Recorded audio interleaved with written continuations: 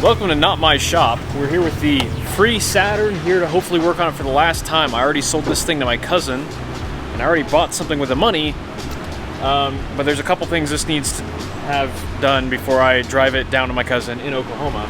And surprise. Yeah, also, yeah, we're at the Wizard's shop now, because big Wichita YouTuber lore update, Tyler works for David now. So what we're doing is we're replacing those busted up front accessories, the radiator, condenser, and fan. And huge thanks to Robot Cantina for letting me raid his parts car in order to get mine going again. So, as not to offend the EPA, no. So, Robot Cantina told me a few things about these cars. First of all, as they get older, these air pumps will draw so much current they'll blow a MOSFET in the ECU and you'll have all kinds of problems. That's so just live with the check engine light. And don't own one of these in California, apparently. Also, the coolant temp sensor, we thought this thing had a bad thermostat because the gauge always reads low. These later cars like this use the same sensor for the ECU and the gauge, and the sensors go bad all the time. So we might try and get another one of those. Also, you know what I just remembered? They've got one at the hub. Oh, the hub in Wichita? Yeah, they don't have one here? Damn. We need to fix the security system, or break the security system. Yeah, so we'll need to figure out what color that wire is so I can cut the correct wire. Fortunately, removing all this stuff in this car is super easy. I know because I just did it at Robot Cantina's. It's pretty much just get the airbox and stuff out of the way, and then there's a 10 here, a 10 here, and a 10 on the fan. Get to unplug your IAT. Somebody didn't put that back in. Yeah, that's for speedy removal later, you know? I did. Who that was. I definitely did that on purpose. Ow. Ow. Yay. Bring that other hose. I sure didn't, but we're gonna have to, so the coolant temp sensor on these goes bad all the time. There aren't any in Newton, so we're gonna have to do that back at my house, so that's why I want to recover the coolant, because I'm probably gonna drop it all on my driveway when I get home anyway. Fair. To do that, that coolant hose right there, which looks, it was leaking from somewhere, wasn't it? Yeah. Well, I do have a used one in the back, so if it looks better, we'll put that one back on. It's everything is so hot under here. Ow, ow, ow. Oh. Yeah. I dropped the screw.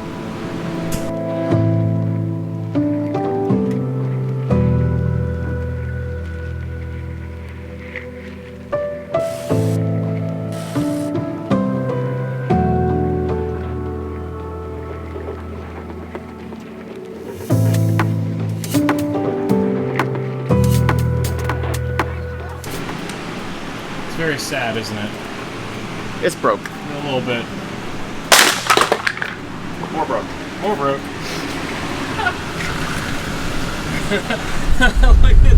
Oh my gosh. What? Just the state of the radiator. Hey, we can really easily get to that drain petcock now, though. Yeah. I'll go get a pan.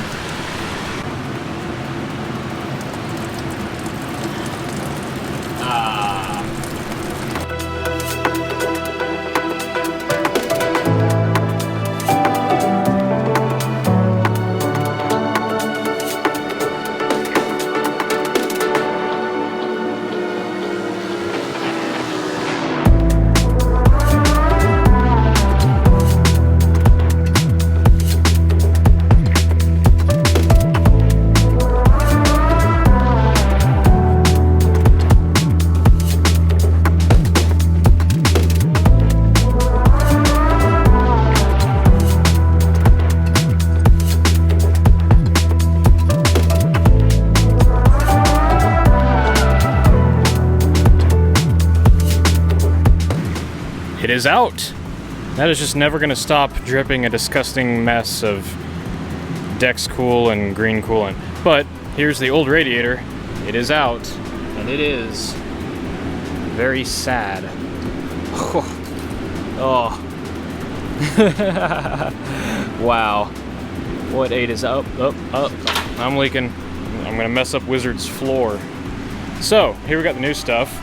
I kind of just cut a bunch of the lines as I took it off the other car, but yeah, 24 and 22 for the AC fittings. Tyler's getting new O-rings so that this AC continues to be, I almost said toasty, nice and cool. The opposite of toasty. We want not toast, we just want uncooked bread.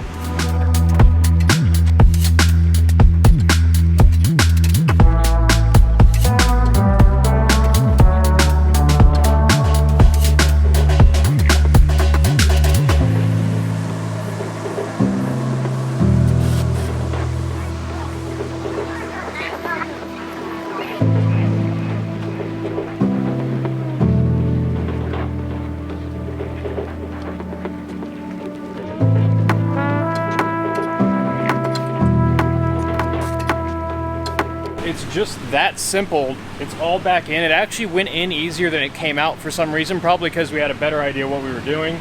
Now I just got to fill it up with coolant. I'm just going to fill it with water right now because there's a mixture of green coolant and Dex coolant here, and I want to try and flush it out with some water. And I have to change that coolant temp sensor anyway, but I have to do that at home because they're not in stock here in Newton. So we're going to fill it with water, recharge the AC system, throw the intake back on, and then I'll show you what I bought to replace this. Okay, it is hotter than Satan's PJs out here, and we gotta hurry because I need to get the coolant aspects of this thing done with enough time to still go to LKQ and get a new driver's seat. But we've got concentrated coolant, we've got a new coolant sensor, and the coolant hose. What just rolled away under the car? Okay, so first thing I'm gonna do is replace this lower radiator hose. Not much you'll be able to see. I'm just gonna spill some water everywhere. This is why we put water in it. And slap that thing in there. Doesn't look like it fits all that great, but it's gonna be better than the bulging lower radiator hose that's in there now. Looks like the top one's already been replaced with the gates. How about that? There's our old hose out. Really not as bad as I was thinking, but you know, whatever. So now, intake tube is back off, and our coolant temp sensor is right there. That guy, right in the middle of the screen. These fail almost 100%. This is the older plastic design that's in here. You take it off, same way that you take off the intake air temp sensor. So reach down there, give it a little squeeze, and that is a 13 mil hex. So I'm gonna go ahead and yank that out real quick. Well, 13 millimeters later, here's the old one. This tip here is plastic, and they go bad. The ECU as well as the gauge runs off the same sensor on these cars. Here's the new one. It is Master Pro part number 29386. There we go. I'm gonna put some thread sealant on this, and I'm gonna smack it back in, and then put the intake back on. Sorry I can't record more. It's legitimately so hot out here, my camera won't run for very long.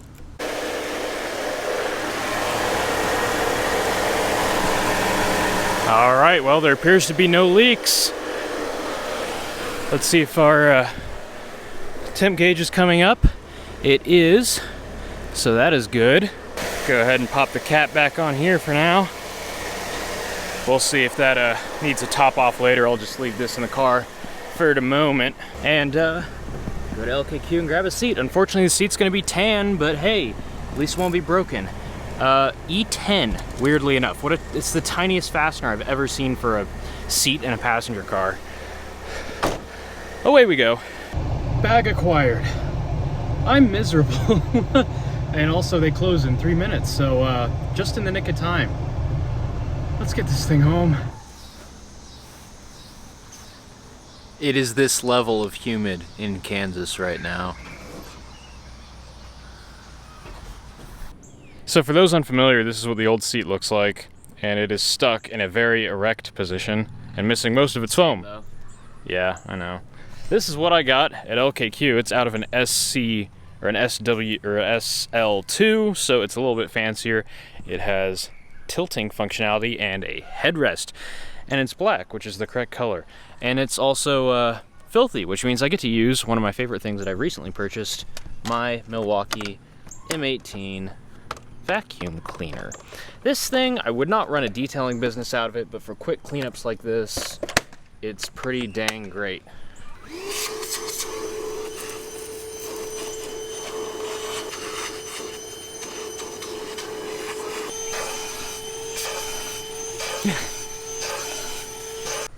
What's the process here? E10, 4 volts. I'm honestly amused that they used an eTorx, and more amused that they used such a small eTorx on that. Hell yeah. That's where that went. Ah!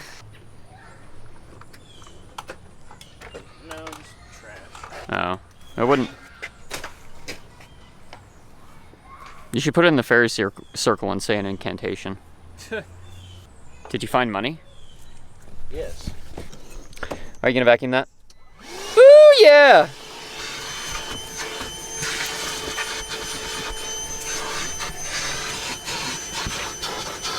I'm pretty sure Saturn did not expect somebody lovingly restoring a Saturn to mechanical greatness. You're making a lot of assumptions here, but it's a different kind of car from a different kind of car company. You know what I realized today? What? The Dustbuster vans are also mostly plastic. Yeah. Yeet!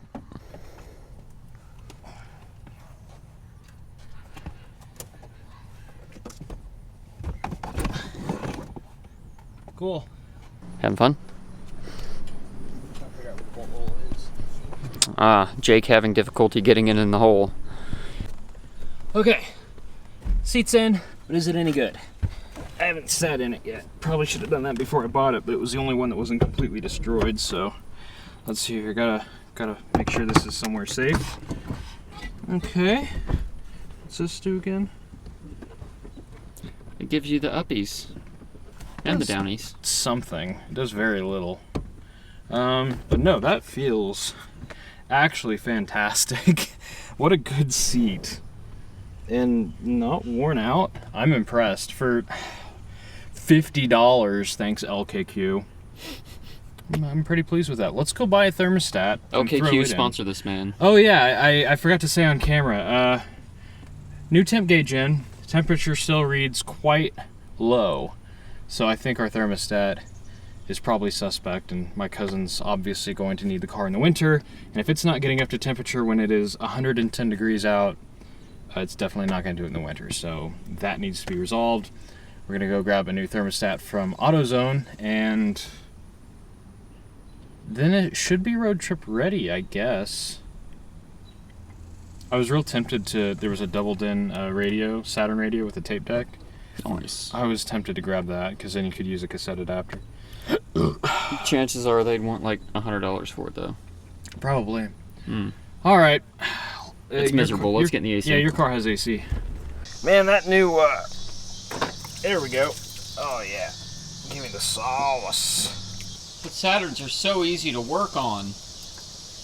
You know, make access better, removing the AC compressor. Yeah. I'm kind of enjoying being the one standing here and holding the camera. Yeah. Noises. It doesn't look like it's stuck open, but why is the car running cool? Yeah, have we verified that it's actually running cool? Well, we replaced the sensor and the gauge still says it's running cool. Whoa, this one is way different looking. Oh, never mind. No. Oh, hey, look, it's a Motorrad. God knows how old that one is. Maybe these are, yeah, because, like, look at it. It is. Look at how flat the gasket is. Yeah, and it does. Now, that's my concern, is getting this gasket seated properly. There we go. Hey. Got her on there? I believe so. Hey, you know what's fun about having an open wound on your leg and wearing pants? Chafing? Sweat. I'm having a good time right now. Do you know where there is cold beer? The cold beer store. I guess I'll pour the rest of my premix in here and then top it off with water after that. I think we're gonna do the security system thing Friday, down in Oklahoma. The way that, what is this key pass? Passkey. The way that passkey works, so pass lock, there's different kinds. The one that you're used to in like Camaros and like my Corvette has a resistor in the key and it reads that resistance to make sure that the right key is inserted. This is more primitive. The only thing this does is keep you from touching wires together to make the car go. It makes you also turn the cylinder, which is a function that the steering lock already accomplishes. So I really don't understand the purpose of it. But basically there's a magnet in the lock cylinder, and when you turn the key to run, that magnet closes a connection and completes a circuit to the BCM with a resistor in line. And it reads that resistance, and if it's within 10 ohms, I think, it lets the car start. There's another reed switch that will actually open the circuit if you try to put a magnet near there to fool the system, which is kind of cool. Huh, I didn't know that. Yeah, the magnet has to be in a very specific orientation that's only possible if it's inside the key cylinder. But when the car gets old, the resistance values change. GM actually, you could take your car to a dealership. It was very common with the trucks that had this fitted. They would straight up bypass it for you because the system was so problematic. So what we're going to do is we're going to follow those wires back to the BCM itself, tie in a resistor right there, and then do the relearn procedure. And then the resistance will always be right because it's right on the BCM. There should be nothing else required. It's about a 30-minute procedure to do the relearn. Oh, so you're just gonna jump it at the BCM? Yeah, we're going to jump it at, that's why I need the wiring diagram so I can tell what the wires are at the BCM without having to take the steering column apart. Excellent. Where is the BCM? No idea. That's also why I need the diagrams. I have no idea where the BCM is. Unless the PCM also functions as a BCM. I don't think so. I'm pretty sure they're distinct. Okay. It's got a PCM, BCM, and an instrument cluster computer. And those are all different.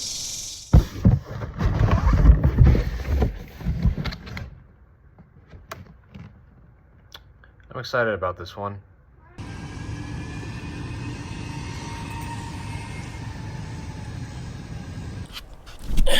So I sold the Saturn to my cousin who really needed a car and found myself with a wad of money in my wallet, and I bought a children's toy.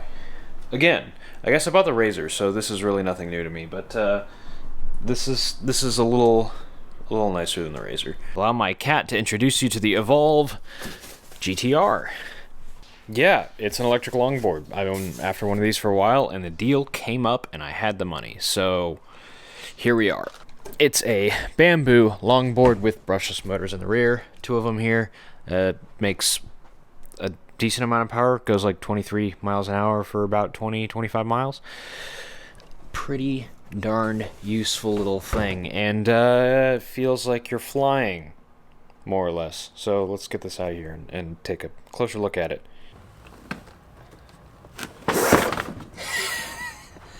Not very much, huh, buddy? So before I take this thing outside, there's one very important thing that I have to do. Here we go.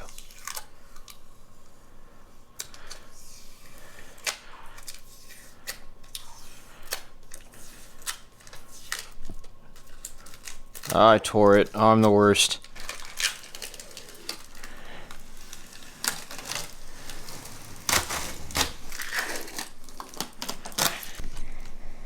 Don't eat it. This does have underglow installed. Plugs into, I guess, some sort of accessory ports here. One of the things that I liked about the Evolve was that it has an incredibly tight turning radius. There's a lot of turning radius on this thing, which I'm a huge fan of because these don't have reverse like the old boosted boards had. I mean, that's really just the best, isn't it? And then if I just turn on the remote, and there it is. All ready to go. And now we're outside. I ride normal style. John Ross rides goofy, and you can see just how much you can turn this thing. Let's see here. I need to take this off safe mode. Back to pro. I typically like to ride in pro or eco. There's also GTR mode, but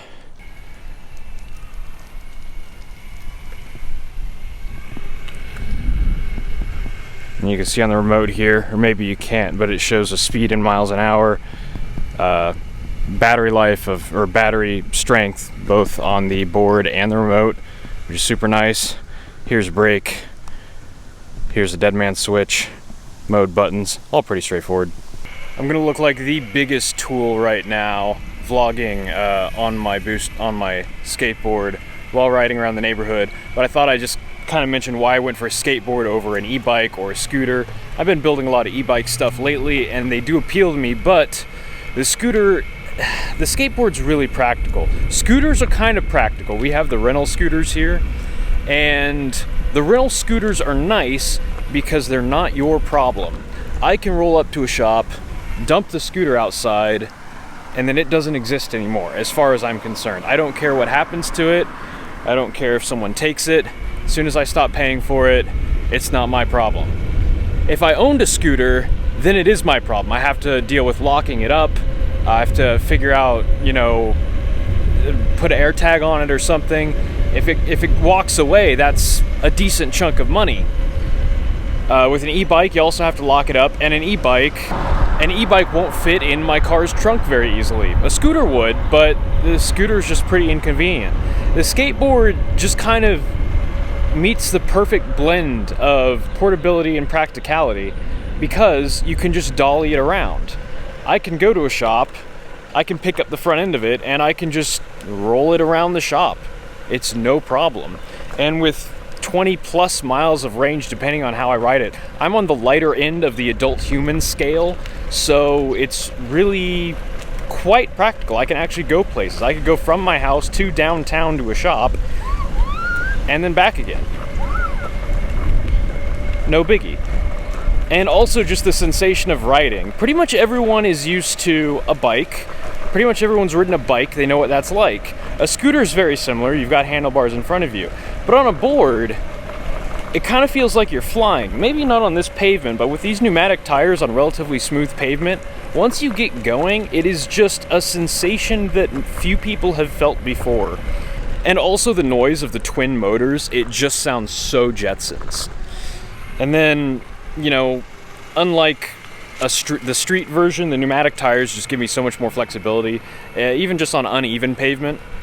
And I really like snowboarding. I've been snowboarding several times, and this just kind of, you know, that's also why I wanted one with a whole bunch of lean, because, well, it reminds me of snowboarding. There's not much snow in Kansas. I'm not sure if you've noticed. There's even fewer mountains.